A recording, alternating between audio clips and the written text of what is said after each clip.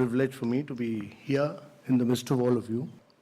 Great pleasure because I've been closely associated with all of you in the direct selling industry. My belief always has been that the direct selling industry adds hugely to economic activity.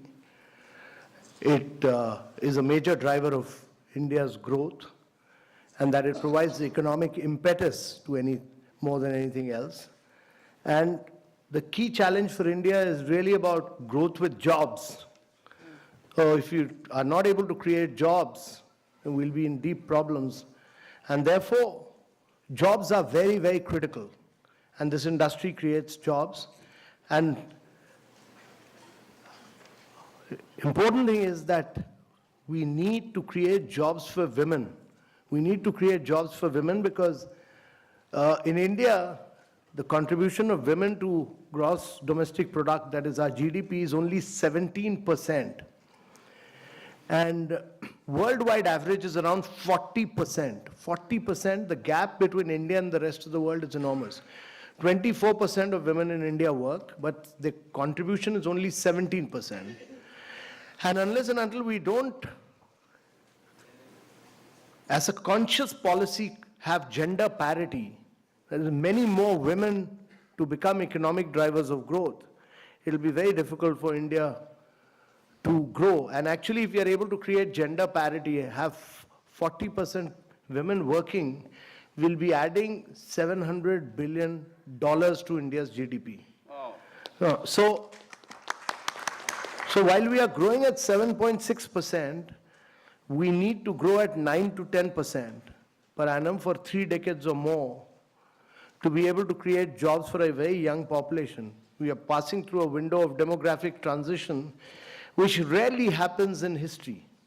Our population is very young.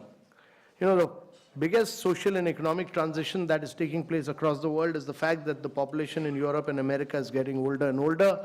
The population in India is getting younger and younger, and it will keep getting younger till 2040.